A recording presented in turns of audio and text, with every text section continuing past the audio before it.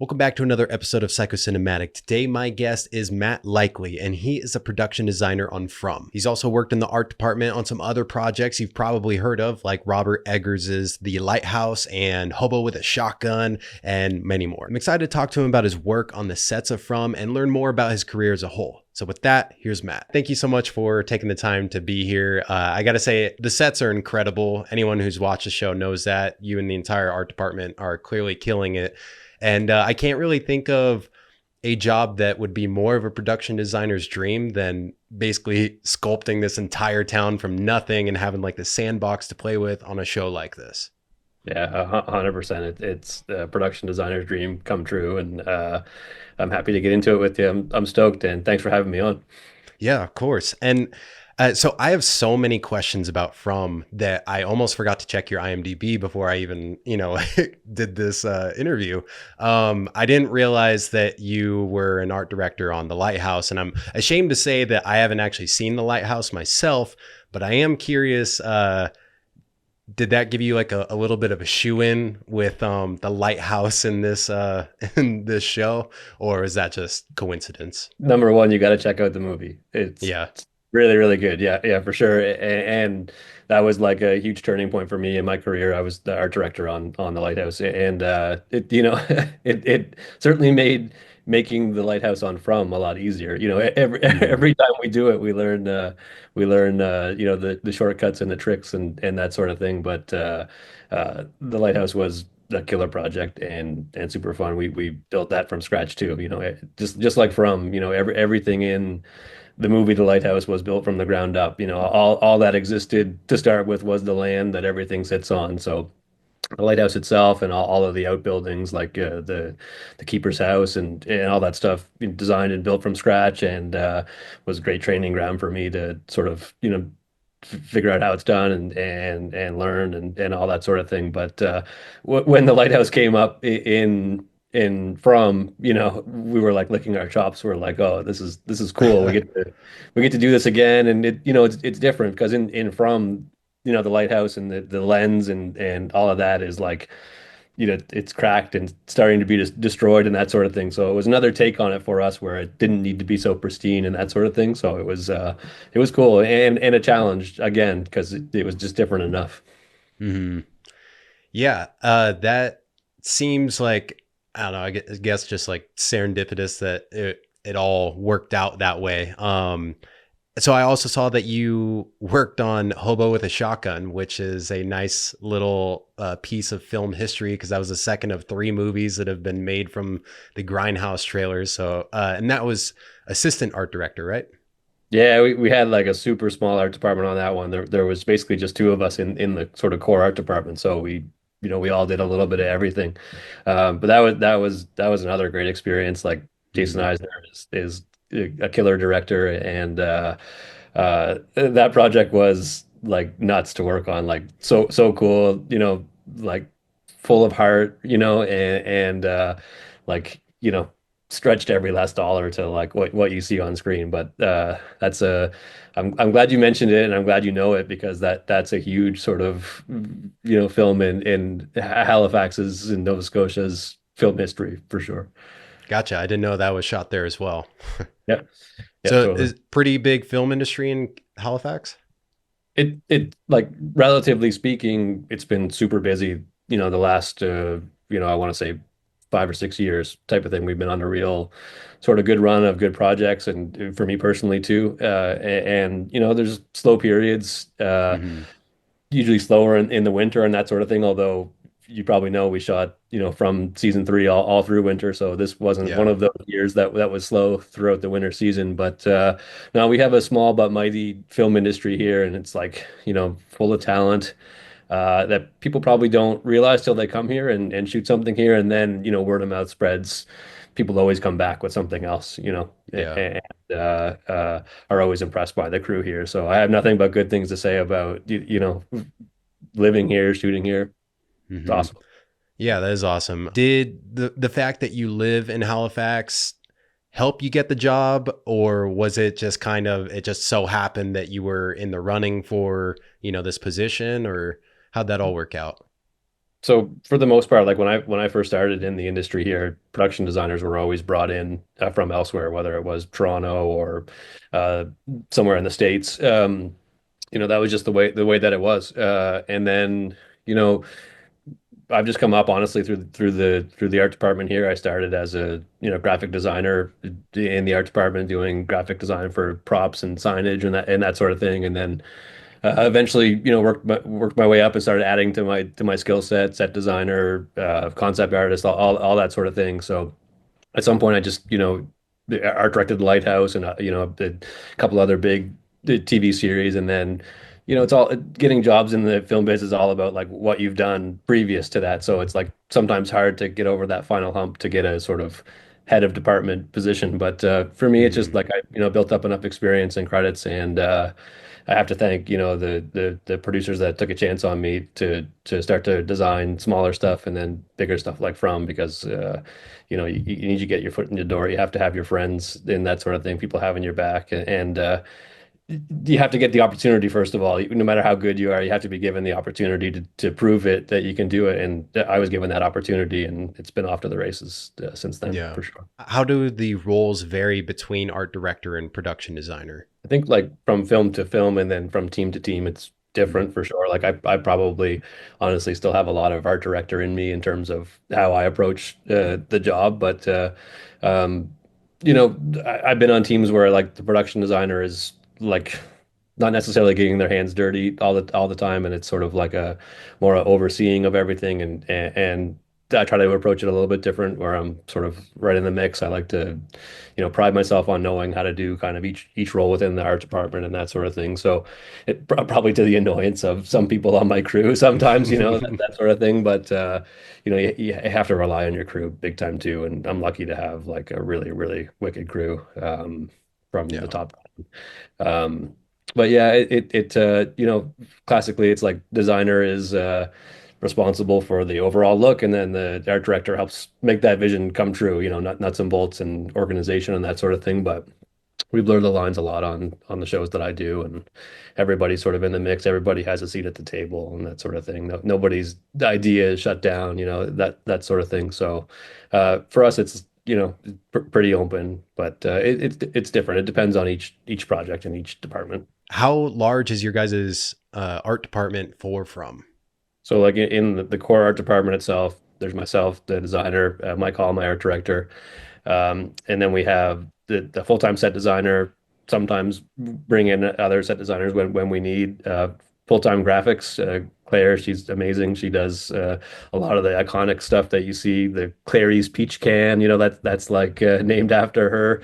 Uh, uh, Colin Canning's our art department coordinator, but he's also the hand of Victor. So he does all of Victor's crayon drawing. So Mm, been a really cool project for that sort of thing, seeing them be in the opening credits and all that sort of thing.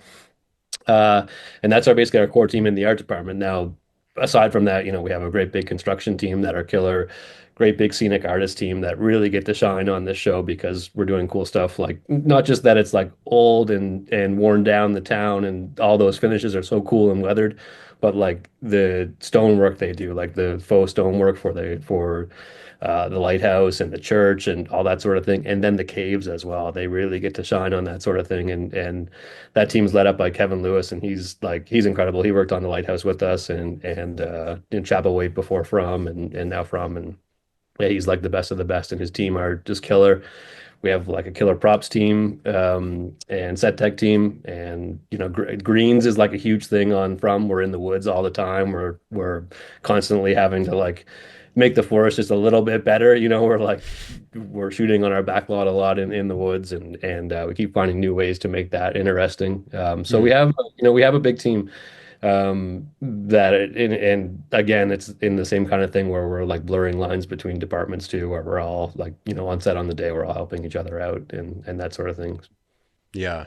I was going to ask you later about Victor's artwork, but I guess I'll just ask it now. So that's one person who's doing all of Victor's artwork, right? Yeah, so yeah, Okay. Colin Canning, our art department coordinator, among Mm, many other jobs that he does, is he's the hand of Victor, and those drawings have been so prominent throughout the show. It's been cool, and I think that they've been so like the fact that they're so great, they've become even more, prominent in the show itself. Yeah, and it's really cool the style that he approaches it with, because you see like the child sensibilities of Victor, but also a little bit of a blurring, because like it's definitely a little bit better than a child would do with like how specific things are going to look. But I was curious if, because there's a ton of artwork, if you guys got multiple people and how you were keeping that looking similar across the board. But man, one person doing all that. So does he just sit down and just go for like a week? Just Totally. do you guys give him topics of like what he needs to draw? Well, both like there's been lots of stuff that's been scripted and super specific, and then he's also just like sort of cooked himself, and made a ton of stuff that's made it into the show that like is awesome and out there for sure. And like if you think there's a lot in the show, you should see like the pile that's like not in the show too. So it's cool. You probably saw the Man in Yellow in a painting Mm-hmm. in from as well. So Yeah. yeah. So that's a great segue into the question that my wife was dying to know when I told her that you were coming on my podcast was, do you guys always hide things in plain sight in the show that reveal things about the story or what's to come? And maybe it won't click to us unless we went and watched it a second or third time. For sure. But both like things of consequence and things that don't mean a whole lot but are cool to find, Mm. as you see it the first time or second time or third time, whatever it might be. But I mean that's the cool thing about something longer form like a series like this, that it is getting legitimately popular, or is legitimately popular, and has so many people watching it with a keen eye, trying to find stuff. And like we don't want to be gratuitous about it and just do it so that people spot things that don't mean anything. It's like we want to build in things that like add to the story, or just like confirm things. Like a good example is like the the peach can that I mentioned before. It was always scripted that Victor eats peaches, out of a can, and then so it's up to us and me and my team to like sort of like make that make sense, and then by creating the brand Clary's, and then you know establishing a truck that obviously came into town at one time that was full of these canned peaches and other canned goods, and then how that became Victor's secondary hangout, and then Mm-hmm. and then seeing Victor's childhood bedroom, the wallpaper border in his childhood bedroom had peaches on it. So then like, oh, that's why he likes peach. That's why he has this fond memory of peaches. And then to take it to another level where he's taken the labels from the cans of peaches, taken them off the can and pasted them on the wall of his hangout in the peach truck, as if to recreate that border that he had in his Yeah. room as a child. So like those are the kind of things that are like, okay, that was always scripted, but how can we like level up that whole scenario, and not like shine a huge light on it, but like hopefully people will see it and pick it up. That's awesome. Yeah, I miss that. Like I miss the wallpapering of the truck. That's really cool. Yeah, so you guys are doing that frequently then? Like when something's written into the script, you're like, all right, let's make it make even more sense, in the set. Totally. It's like That's on awesome. a long-form thing like this, we get to like lay the foundation at the very beginning, the first season, and then, as we go back to these sets again and again, we can sort of like add layers of reference to what we've already established. And I guess that's what's cool about From too, is that they're stuck in a town. So we're frequenting a lot of the same, sets again and again. When I was talking to Scott and Ricky, they're both kind of like, yeah, we're all up to speed now with what's come out because they haven't received season 4 scripts. And I'm curious how early you received the scripts to be notified about, or maybe not receive the scripts, but be notified about what kinds of new sets you're going to need to build, and then how long you're given to go out there and get to work before production starts. I learn what I need to know when I need to know it to do what we need to do. That's the short answer. But like, I have a great relationship with John, Jeff, Jack, and I'm frequently talking to John in my office and asking him questions, picking his brain, sort of like how you're asking me questions. I'm asking him questions, see if I'll get a reaction out of him. There are so many things that I was given a heads up on that gave us the time that we needed to do something like the Lighthouse, for an example. Like we had a you know big heads up about that because that is like a huge undertaking in terms of designing and building it and all that sort of thing. Whereas there's other stuff that maybe I didn't have as much lead time to do, but like it's something we're able to do because it's not such a large build or such a large design project. So it's like we take it as it comes for sure, but at the same time there are lots of scenarios where we were given a heads up, before it's in the script or before everybody else knows about it, and because we need that time, and that goes for like building the whole town too.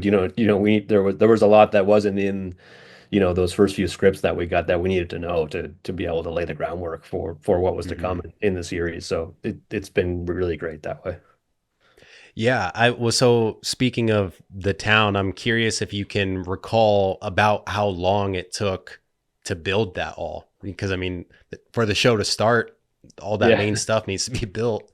I remember it pretty vividly. Honestly, Mm. like I'll start at the very beginning. Like we did a show called Chapel Wait, for MGM Plus, before From, and this was in like 2020, I think. During the pandemic, and we were just finishing Chapel Wait, and the talk of From sort of started, and that it could be a possibility for us to use a lot of the same team in terms of my team and me and all of that.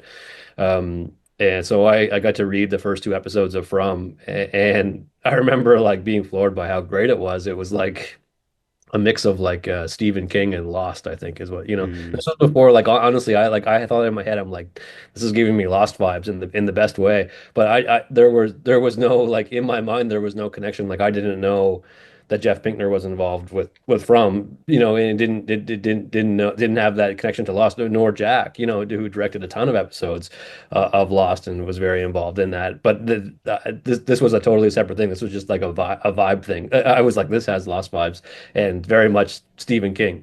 So it was right up my alley. I was a huge Lost fan back in the day, and still am. But I remember reading it and just being floored. And then as a designer, you kind of you read it, and like as you read it, you're like thinking about how you would do it, or what it looks like, and that's sort of the process. But you start to stress out a little bit too, because you're like, how would we do this? And you start thinking about Yeah. what was mentioned in the script, and how it was like fairly descriptive on the town, but not fully descriptive of every little element. And I thought, like, how do we do this? Do we do it on location? And it seemed like a very difficult thing to do on location because we would need to be in the town so much. Do you know what I mean? Like shooting in the town so much. Mm. So it's like when you go to locations, usually you're like, inconveniencing to a certain degree. You're putting the people that live there elsewhere, you're displacing them, you're paying to use the spot, like all that sort of thing. We were going to be shooting at night, all that sort of thing. So I really thought, geez, we gotta build this place somewhere. So that's sort of like how it came about, and then it becomes like you have to make a compelling case that you can actually do it in the timeline that you have. Like it's not always just about money and how much it would cost to actually like buy the materials and do it. It becomes about like, well, we want to shoot at a certain date. Like, could we actually do this by a certain date? So I think like when the first sort of like screws were put into wood to when we started shooting, I want to say it was 13 weeks. I think it was supposed to be 12, and then Wow. I think we pushed by a week, not because we weren't done, but for other reasons. But it certainly helped us to have that extra week. But like literally, we were like praying for rain so the grass would grow, because like we didn't just build the whole thing. Like all we started with really was uh, a plot of land surrounded by woods and paved roads, because there used to be a lot of structures in Fromtown, in the location where Fromtown is, but they were all sort of bulldozed and taken down, 25 years ago or whatever. So what was still there was the roads and the woods that surrounded it. So like that's what we were on the lookout for when we wanted to find a spot to potentially do this. like we were all like driving around. We had location scouts driving around. The Michael Mahoney, the producer, was on the lookout. I was on the lookout myself. Like I would drive around thinking, where could we do this? Where could we do this? And try to check all the boxes that we needed. You know, it's super important that the woods surrounds it for sure. Super important to start with some roads because we could spend our whole budget just on paving roads. Like Right. that's like Right. when you start to break down, well, what does it cost to pave a road that we need? And you start to break down, oh, the cost per foot is this much, and we need this many roads. It's like, oh my God, the budget's gone. Uh, Yeah. so anyway, we found the spot that we ended up at, and we were like off to the races and trying to design and build at the same time and all that sort of thing. But we were back to my original point. We were like, we planted all the lawns too that were there, and then not only did we want like lawns that look like lawns, we want lawns that are like overgrown. They don't have lawnmowers and Right. whippersnippers and that sort of thing. So we were like. Uh, Praying for rain and hoping that grass would just like keep growing and like it was by the skin of our teeth, but we got there and it was all set to go. 13 weeks is pretty crazy. That makes it feel like this also goes back to the old ABC days with Lost Extreme Makeover Home Edition, something like that. It's like, Totally. that's quick. I have to give it was 13 weeks, building it, but I have to give if Mike and Val at Magic Rock Productions and in this the studio, the MGM Plus credit because they gave us the proper amount of runway to sort of like develop what Fromtown was, even though it was so descriptive in the script and stuff, we still had to figure out like how it lays out and how far everything was spaced. Or like once we had the location, we still had to figure out so much. So they gave us the proper amount of runway, and it's like that is honestly like the biggest secret to production design and building sets is like you have to have enough time to do it, and oftentimes you don't. So Hmm. So the other thing that my wife wanted me to ask you, and I was like, he's not going to tell me. So I know you guys didn't intentionally, or like you guys didn't forget to build the motel. And when I was thinking about this question, I was like, is the motel not there because that would imply that you could check out and leave whenever you want, which the town just doesn't work that way. that's very interesting. I hadn't thought about it that way myself, honestly, but it was always the intent I'll say that it was always the intent from the very beginning to have a motel sign and a motel pool without the motel. Yeah. Yeah. Colony, I've seen people say is Colony House the motel, and Colony House is not the motel. I didn't even notice the motel wasn't there until one of the characters brought it up. I was like, "Oh my god, I'm an idiot. What Yeah, what am I doing?" it was cool this season because I think it was Henry, right? Victor's dad mentions Yeah, he that's points up right. that as if to say it's so obvious, it's like, well, what's up with the sign with no motel? And Yeah. there's a lot of that, like I'll say in the town that is there from the very beginning that hasn't been like paid off necessarily like in dialogue like that where it's like shining a light on it. It's just always there, and some things have been seen and some things haven't been seen, and it's all been there from the beginning. So I'm curious with a show like From, where basically every or a lot of the main sets, like they're built, they're there. Like after season one, did your workload go down, or like I know that they uncover a little bit more as the show goes on, but like how much are you doing to like maintain these sets? It obviously was a huge splash at the very beginning to like build the town and establish it, and it's like not lost on me that it's like such a privilege to work on a show that like we've put this huge investment into the town and we get to keep using Yeah. it, sort of thing. But like I would say that every season I've been pleasantly surprised by the amount of stuff that's been sort of added to the peripheral of the town, and not just on the outskirts, but like underground in the town too. Like, Hmm. as we explore more and more of the cave system and venture deeper into the woods in terms of the lighthouse and all the associated sort of things that have been found in the woods as they venture deeper. So it's funny, like no matter what, your time gets sucked up by like what you have to do. But we obviously had like a much bigger construction team the first season to build the town and get it all established, and then we've worked with a smaller crew since then. But you'd be amazed at how much work goes into everything. Like we very rarely shoot on location. We did obviously for Tabitha and Camden. not actually Camden, but for when she was in the real world, right?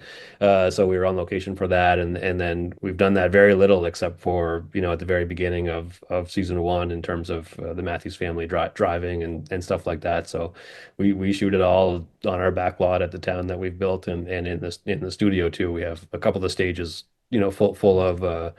full of interior sets that we like. We have too many sets for even those two stages. We sort of like take them down, put them up, take them down. We call it, fold and hold. We take them, Mm. put them in storage, bring them back when we need to. So we've got quite a roster of sets in the studio, and then the backlog keeps getting bigger and bigger. Yeah, I was gonna ask about that, like with the tunnels, like you'd have to build them in the studio, and then I was wondering if you guys have to tear them down, build them up, or if you guys save them to make sure that it's consistent and that your time is spent more efficiently than having to rebuild it again. Yeah, both. There have been elements of the caves that have been there the whole time that we've used and reused, and then, for me, it's like a guessing game a lot of the time.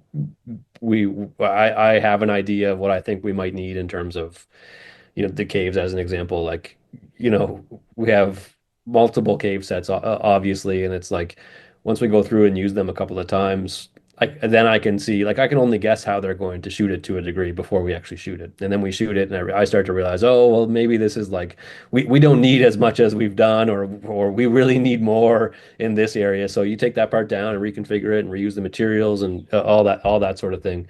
But we're Mm, constantly trying to find sort of efficiencies about how we can use it and what makes it faster too. Like, it becomes about like efficiency on the day of shooting, and it's like, is there something that I'm doing that's not making it as efficient as it could be? And then that's the sort of thing where you can sort of like, it's not necessarily seen on camera that you've changed it, but it's like it makes it easier for the shooting crew, and makes it mm. more efficient. So then you get a better product out of it because you have more time to sort of like actually shoot.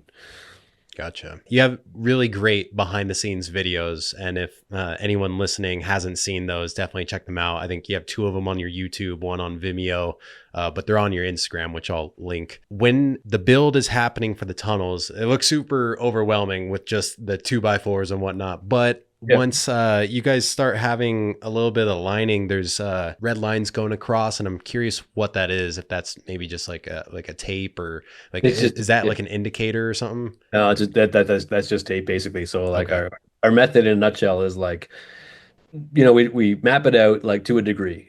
Caves are like, very like abstract in their nature. So you can't like draw it in super detail. You can just say like, hey, this is like the overall sort of footprint of the cave. I want it to be this big. This is the sort of like, this is how tall I want the ceiling of the cave to be, and that sort of thing. And then you sort of like rely on the team. Like you said, they frame it out, stick frame it. Try not to be like, it wants to remain like somewhat natural in terms of its general shape, but like the stick framing is there to just sort of like hold the shape as a general mass. And then we go in, you probably saw in the videos, it's like a foil lining basically. Hmm. And then the tape that you saw is the seams of that foil lining. Uh, Gotcha. it's like big size tinfoil basically. And then Hmm. it all gets sprayed in foam.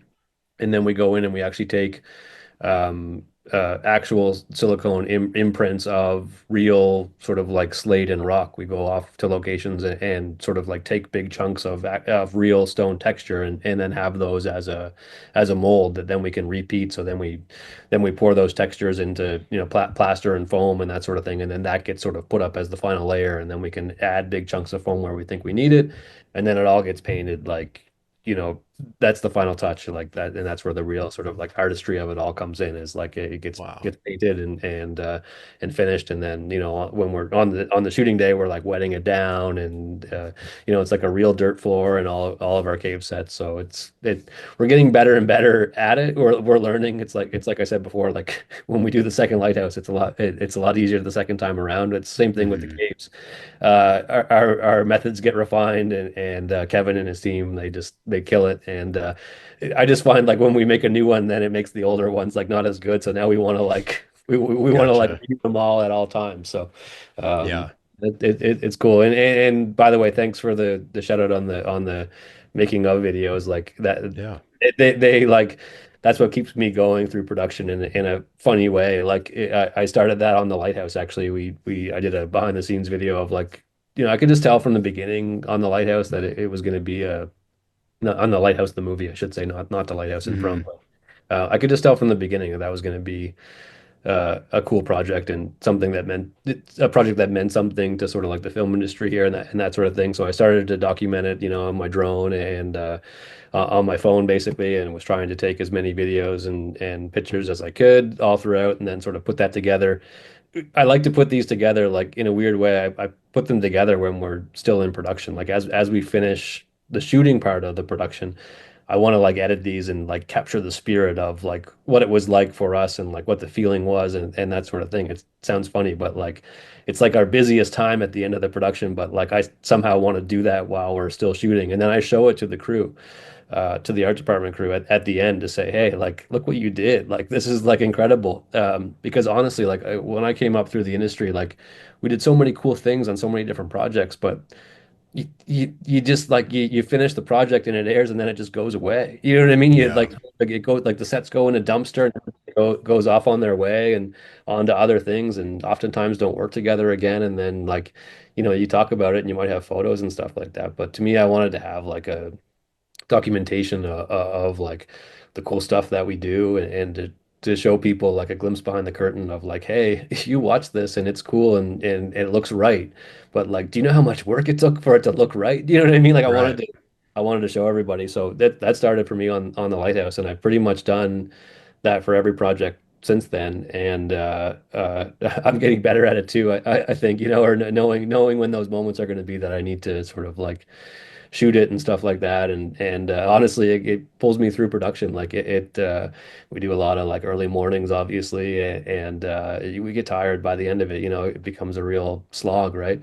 But like I'll pick out the song that I want to use for the behind the scenes video, and I'll drive around, listen to it on my way to set early in the morning, really loud in the car, and think about how I might edit it and all that sort of thing. And so I like to do it, and the crew expects it now, and I like that. Like on because From is uh, it becomes so popular that more and more people are checking them out too. So and now I definitely got to keep it going. Yeah. I'm really glad you do it. I wish more productions did it. And they're often hard to find if they are done, which is a bummer because like I love seeing that stuff. And it also really helps when I want to show B-roll of something, when I'm talking Yeah, about a project. So yeah, that was yeah. perfect. I saw And you use them on the video with Scott, or yeah. the podcast with Scott, which I was stoked at. A great way to illustrate it. And I grew up like you know when I was like a teenager, DVDs were just like Hmm. becoming the go-to media for consuming movies and movies especially, and then TV box sets and stuff too. But like, I loved the behind the scenes part of Yeah. DVDs. Like, that's what got me interested in working in this industry in the first place, is seeing all that behind the scenes stuff and realizing the work that goes into it. So we've kind of lost part of that, with streaming, I think, and having Hmm. that whole like extra disc of cool content Right. when it comes to that side of things. So that's where I'm coming from with it for sure. Yeah. And kudos to you for being the one who's doing that. Cause I assume that you had like someone who was just being your videographer for that. And I've done a handful of vlogs, like either like while on vacation and stuff like that. And that stuff's exhausting to like keep in your mind, like, I need to film this cool thing that's happening right now instead of fully being here at the moment. Like, of course you Totally. can take a second to film, but on a long day, that's for most people, that would be the last thing they want to do. But for Yeah, you, yeah, you yeah. use it as like the thing that helps you get through. So that's really cool.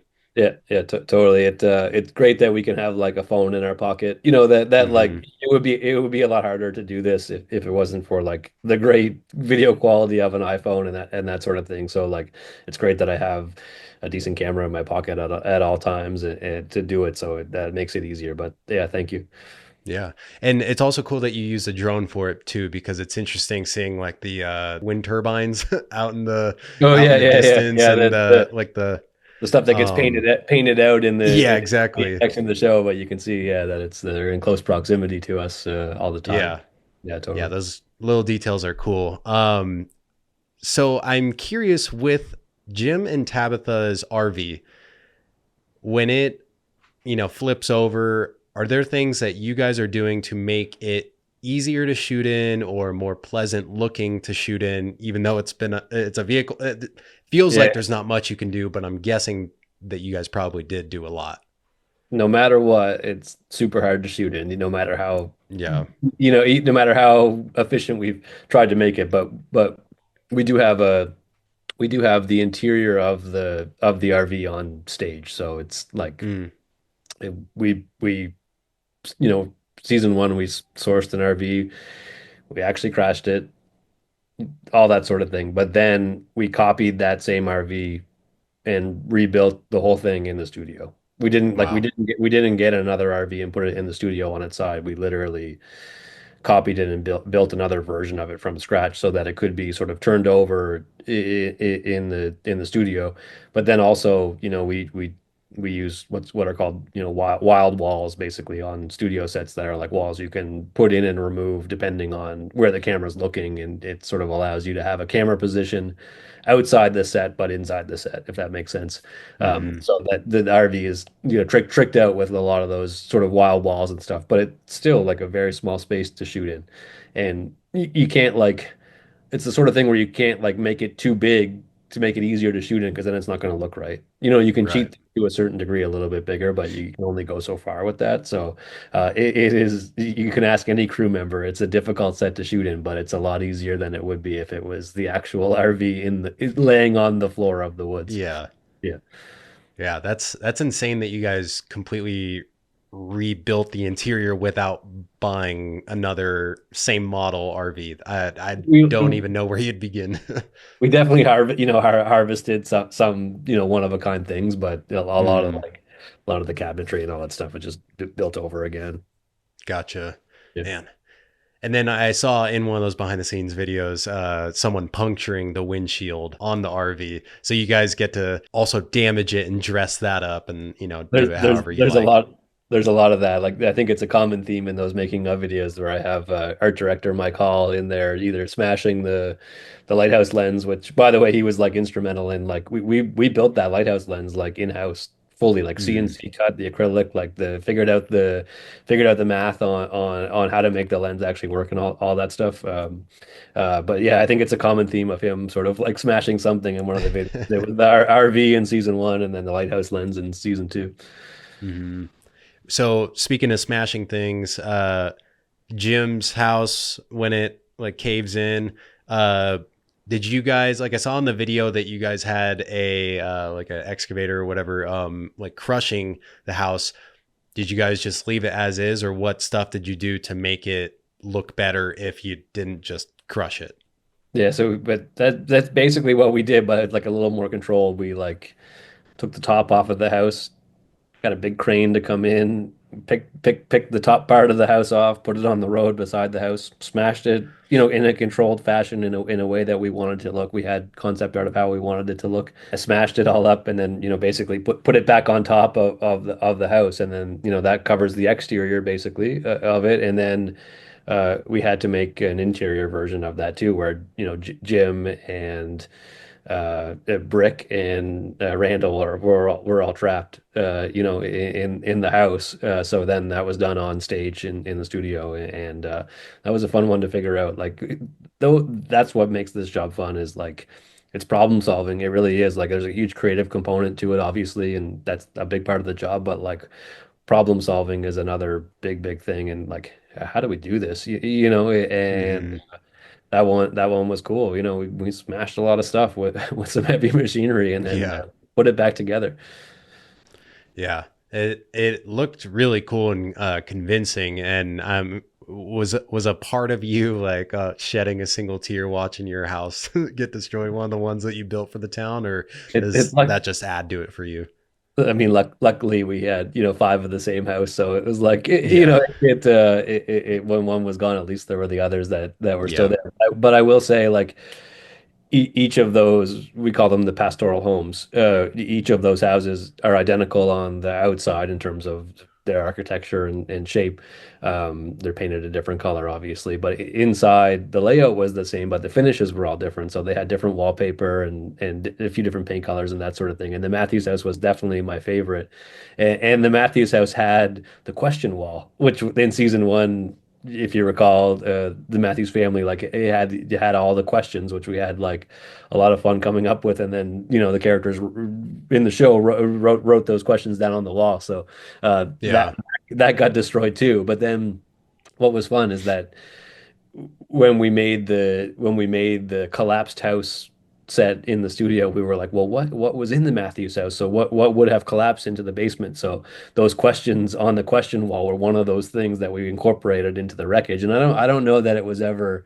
I'd have to go back and watch. I don't know if it was ever clear that those bits and pieces were there, but like we had fun sort of referencing the past and what was in that collapsed wreckage. That's awesome. It's all in the little details. I really like that. In the very first episode, the girl who gets like ripped to shreds when she lets the monster in. Are Yep. you guys the one who gets to go in, like spray blood on the wall and, To a degree, dress like it how you like? yeah, to a degree, yeah. We have a great special effects prosthetics team, that does a lot of the prosthetic pieces and gore elements of the show, Mm, and they always have, blood at the ready, basically. So it's the kind of thing where we're like all standing around and we're like, okay, we need blood on the wall, let's do it. And we start with a little bit and then work up to a lot without going too far. But yeah, that's one of our strong suits for sure. yeah, I was gonna say, do you only get one go at that? Like, would it wash off Yeah, if you're like, I don't like this? for sure. And we've definitely gone too far before Yeah. and had to start again. But you hope to nail it the first time. Yeah. I also saw in the behind the scenes video for the spider webs out in the forest, it looked like you guys were spraying it out of a gun or something like that. Yeah, Is yeah, yeah. that It's what super is cool that? rig. It's super cool rig that the special effects department had come up with for I think a different project at one time, but then we got to use it. But it was yeah, basically it's like hot glue basically, and Oh.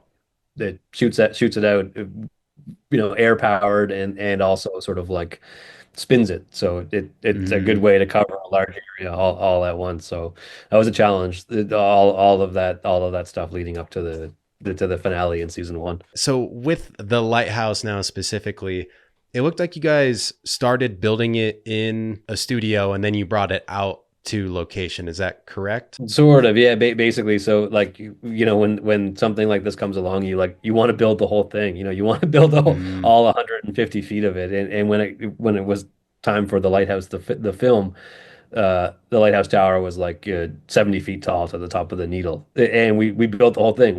We were just able to. That was the Wow. movie was called The Lighthouse. It justified it. Do you know what I mean? We could spend the Hmm. money to sort of do that sort of thing. For the From Lighthouse, it's like 150 feet tall, or should be about 150 feet tall. So we, Yeah. really couldn't build the whole thing. That's a gigantic structure for a set. So we ended up, building all of the important interior elements, the spiral stairs going up, the machine room that turns the light and the lens. Clearly, the lantern house where the lens is, where Tabitha gets pushed out by the boy in white. We built all that on stage, and then for the exterior, we built, a gigantic base. We built like 30 feet tall, and then the rest was extended with visual effects. But we built Mm. all of those pieces sort of in panels, and in the shop and finished Mm. them as stone and all that sort of thing. Took them out, put it all together like a big old Lego That makes set. sense. Yeah, and then give it that final sort of that finish, different washes, aging, and all that sort of thing, and make sure it looks good, like in situation at its final resting place in the woods. It has to blend in, and then there's like an element of like, vines growing up and all those finishing touches that really put it over the top. And then were those gears just for show or were they actually operating the lighthouse mechanism? Both.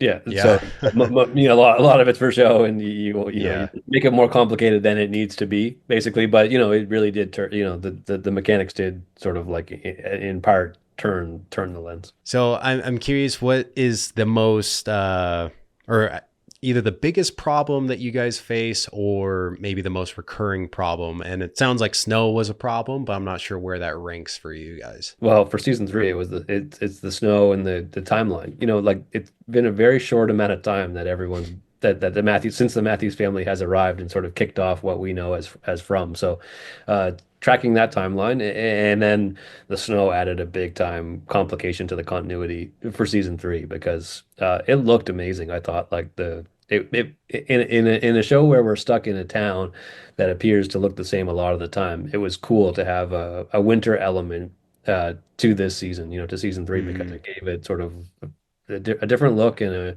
a harsher vibe and all that sort of thing. I really loved how it came together and how it looked, but it was a lot of work to sort of keep the continuity of it all because shooting in the winter in Nova Scotia is cold, and when you want snow, you don't have enough of it, and when you don't want snow, you have way too much of it. So it becomes a mm, logistical challenge to track it, and we don't shoot in order either. Like, no yeah. TV does.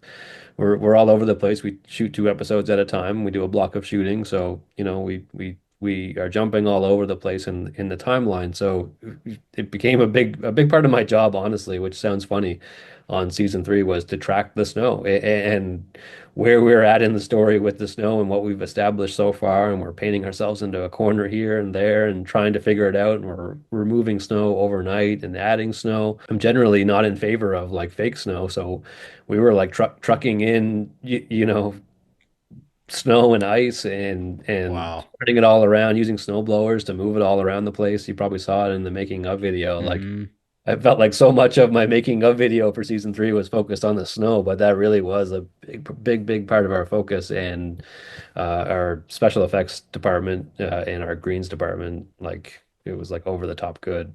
The amount of work that they put in, it was like a huge challenge, and a lot of people worked crazy hours to sort of make it happen. And it's funny because it's to make it look right in the end, so it doesn't come across as a ridiculous amount of work. But I can tell you that like behind the scenes those guys and girls, they killed it. the idea that you guys are trucking in real snow is crazy because I I mean that's just I wouldn't have even thought that like that you're gonna go get real snow from somewhere else and then put it here. And then I just thought about, did you guys have to worry about like footprints and those kinds of things, or was that something they're like, we're gonna have VFX paint that stuff out later? VFX had to do lots of cleanup for sure. Yeah. In the end, there was just no way around it. But like you might have seen in the video, or it's a quick little shot. But like my my vehicle that I drive around had snow police on the side Hmm. of it. And I just wrote it on there with my glove, in the Yeah. dirt of my vehicle. But like I was like an annoyance to the rest of the crew because of how much I was trying to like sort of keep the snow pristine, don't walk here. And it's like that's a hard thing to do. Like we use like a lot of machinery, like telehandlers and zoom booms and all that sort of thing. And we're constantly fighting the sunlight and all that sort of thing, trying to block it out. And it's like it just takes a lot of work and a lot of people and a lot of machines to do all of that. So to ask people not to step in the snow is crazy, but someone had to do it, and Yeah. yeah, I was there, every morning trying to keep people off of it. But that was another big part of the challenge, for sure. Yeah. And yeah, it was a big undertaking for the snow, but to me it was worth it. It looks so cool. Worth it for one season, or would you be okay with them doing another one Yeah, for the winter? we'll see. We'll see. I say bring it on. Yeah, Yeah. yeah. So I was really curious about the miniatures that I saw in the behind the scenes video. Is that just to make sure that your guys' preparation goes over smoother and you guys are just well prepared, or is there more to using the miniatures? No, that's basically it. Like we don't shoot that model of the town as something that's in the finished product on TV. That, Mm, that was that was something I thought that would be a good idea for us to do between season one and season two, is to have a scale model of the town, because we sit around a boardroom table and at our studio and plan about how we're going to do things, but it's about a half hour away from town, from the back lot. mm, So oftentimes a new director will come in or a new crew member will come in and we'll start to talk about things. And those of us who have been there from the very beginning have a pretty good handle on the layout of the town and where things are and that sort of thing. But not everybody, has that knowledge yet when they first come in. So it's nice to be able to have that. It's right. The model is right beside the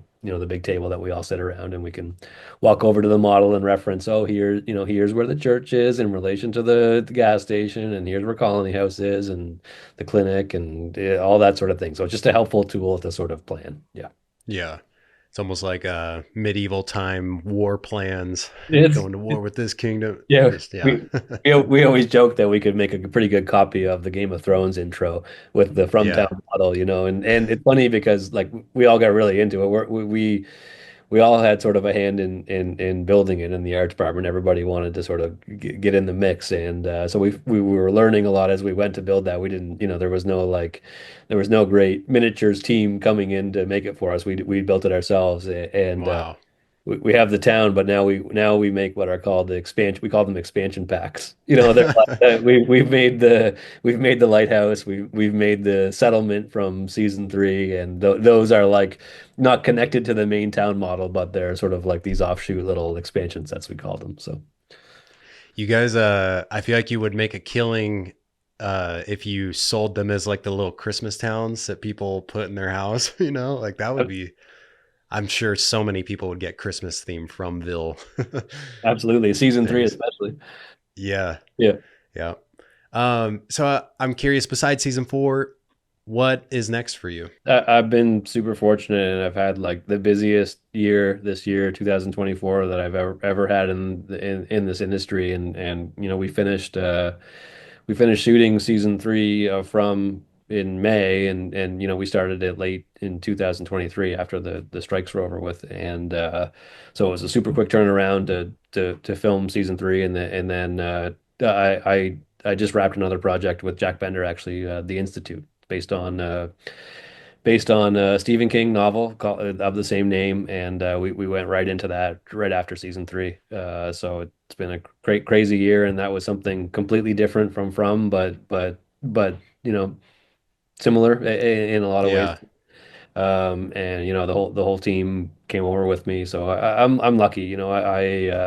I live here and work here, and I've got to work with the same crew, which is unique in some ways for a designer to sort of work with the same heads of department and crew for as long as I have. Like, oftentimes people in my position travel around and work in different places and kind of have to reset and work and learn with a new crew and figure out their strong suits and all that sort of thing, and figure out who they're going to hire and all that sort of thing. But I've been super fortunate. I got to live at home and work with the same people, and I couldn't say more good things about the crew that I work with. They're like not just like super talented and amazing at their job. They're like some of my best friends for real. And that's part of the secret sauce, I think, on from not just in the art department, but across the whole crew, is that the people genuinely like each other. It's a group of Hmm. people. I think it comes across like in the product. Like there's a real sort of like family mentality among the cast and the crew, and everybody gets along super well. But yeah, it's been a great, great year, and ready to shut it down for the holidays and have a little break and Yeah. get back to it in the new year. Yeah, that's awesome. And it totally comes across that you guys all enjoy working together, whether it's on the show or your behind the scenes video, or even from what the actors that I've talked to have said. It kind of seems like everyone feels the same way. And I can't remember if it was Ricky or Scott, but saying that it almost has like that indie film feeling of like this like scrappy, everyone's here to get the Totally. job done more than like just for the paycheck kind of thing. And that's awesome. Definitely. I think that's, you know, in some ways unique to this project, and that's definitely my experience for sure. And then the industry here is like that. Like, it's a close-knit community, and everybody works super hard and it comes across in the projects for sure. And it's not to say that From's a small production. We we spend a lot of money, and you know, we make a lot of cool big things, and it takes a lot of people to do it, and a lot of time and a lot of effort. But there's definitely you know, indie film mentality sometimes in terms of the effort that everybody puts in and how close everybody is, and the blurred lines between departments and that sort of thing, and everybody's helping everybody. Yeah. Well, that's awesome. And I can't wait to see what you guys will be doing in season 4 and see if any of my theories were true and you held a straight face. I guess we'll see. Yeah, totally. I'm looking forward to it too. Well, thank you so much for coming on here. Yeah, thanks a lot, man. Great questions, and it's been good.